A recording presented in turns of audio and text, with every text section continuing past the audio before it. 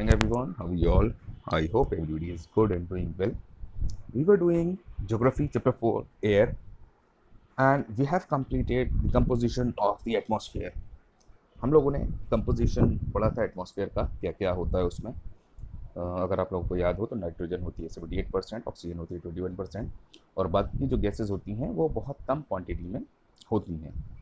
Today we are going to read about the structure of the atmosphere. Atmosphere का structure क्या होता है आज हम ये कवर करने वाले हैं। Structure of the atmosphere.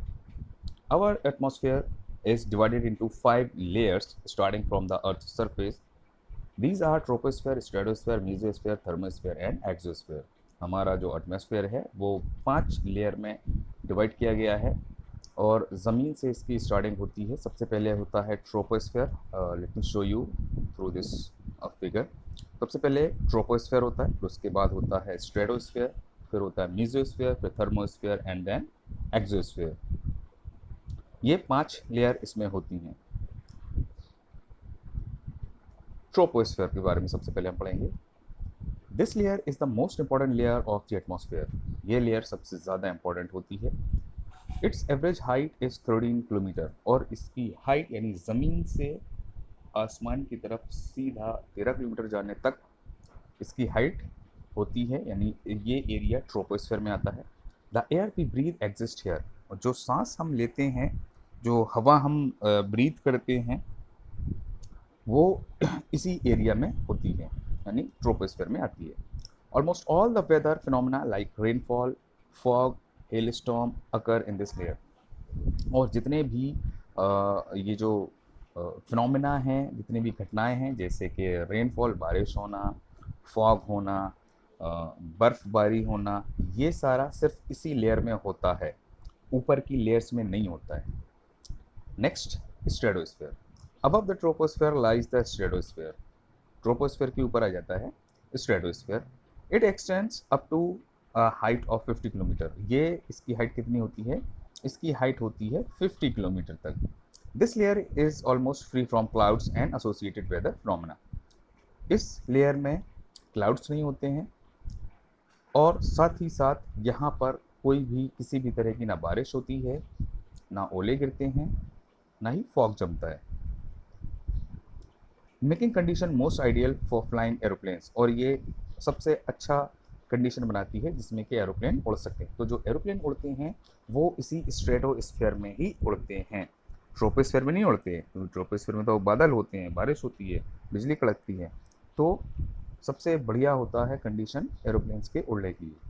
One important feature of stratosphere is that it contains a layer of ozone gas. और सबसे जो इम्पोर्टेंट फीचर होता है स्ट्रेटोस्फेयर का, वो ये होता है कि ओजोन लेयर इसी ओजोन गैस इसी लेयर में पाई जाती है स्ट्रेटोस्फेयर में।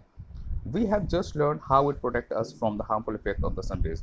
और हमने अभी अभी पढ़ा है कि ये ओजोन गैस हमें किस तरीके से सूरज की जो हानिकारक किरणें हैं उनसे हमें बचाता है।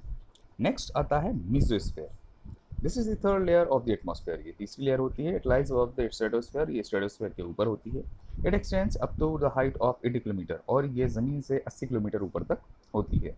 Meteorites burn up in this layer on entering from the space. और जो मीटियोराइट होते हैं, यानी कि जो छोटे छोटे पत्थर के टुकड़े होते हैं, इसी लेयर में से गुजरते हैं तो वो जलने लगते हैं। Thermosphere. In the thermosphere temperature rises very rapidly with increasing height. और जो थर्मोस्फेयर होता है उसका जो टेम्परेचर होता है वो बहुत जल्दी बढ़ता है। जैसे जैसे हाइट बढ़ती जाती है टेम्परेचर भी बहुत जल्दी जल्दी राइज होता है। Ionosphere is the part of this layer. इसी थर्मोस्फेयर का एक पार्ट होता है आयनोस्फेयर। इट एक्सटेंड्स बिटवीन, और ये कितने दूरी तक फैला होता है, कितनी दूरी तक होता है, कितनी ऊंचाई तक? 80 to 400 किलोमीटर, यानी 80 से 400 किलोमीटर ऊपर। This layer helps in radio transmission, और इस लेयर की हेल्प से ही रेडियो के जो सिग्नल सैटेलाइट में भेजे जाते हैं या जो प्रोब्स छोड़े जाते हैं उसमें ये हेल्प करता है। In fact radio waves transmitted from the earth are reflected back to the earth by this layer. और जो रेडियो वेव्स ट्रांसमिट की जाती हैं अर्थ से, वो यही लेयर उसको रिफ्लेक्ट कर कर अर्थ में वापस भेजता है। नेक्स्ट, फिफ्थ आ जाता है exosphere. The upper most layer of the atmosphere is known as known as exosphere.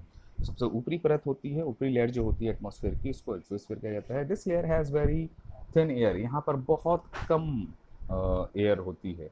Light gases like helium and hydrogen float into the space from here, और बहुत हल्की गैसेस होती हैं जैसे कि हीलियम और हाइड्रोजन, वो इसी लेयर में होती हैं।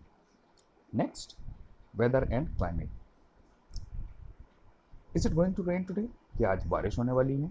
Will it be bright and sunny today, क्या आज का दिन बहुत ही सूरज से भरा हुआ यानी कि ब्राइट हो सकता है?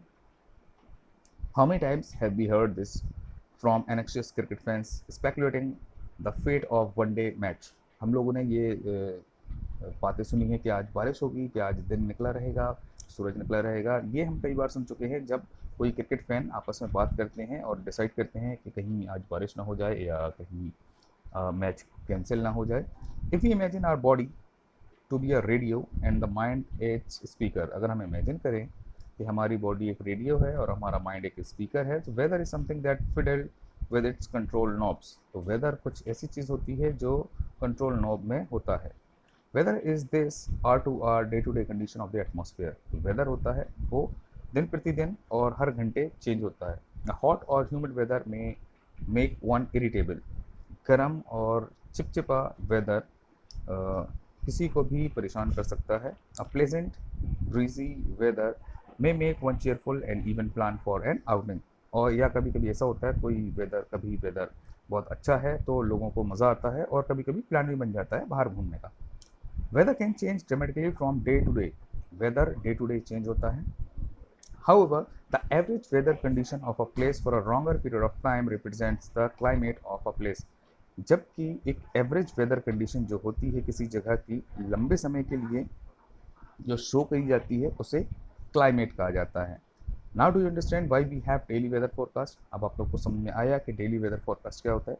तो वेदर और क्लाइमेट में ये फ़र्क होता है, weather day to day change में होता है और क्लाइमेट एक लंबी अवधि के लिए, जैसे कि सर्दियों में कितना टेम्परेचर रहता है या गर्मियों में कितना टेम्परेचर रहता है, तो हम लोग कहते हैं कि अच्छा सर्दियों में हमारे यहाँ पर 12-13 सेल्सियस से लेकर 2-3 सेल्सियस तक होता है, यानी कि ये एक सर्दियों की बात हो गई, एक लॉन्गर पीरियड टाइम की बात हो गई। लेकिन अगर हम वेदर की बात करते हैं तो वो डे टू डे होता है, कभी वो 12 डिग्री भी हो सकता है, कभी 13 डिग्री भी हो सकता है। तो अब आप लोग को समझ में आ गया होगा कि वेदर और क्लाइमेट में क्या फ़र्क होता है। That is all for today. Tomorrow we are going to cover temperature. Till then take care, bye bye.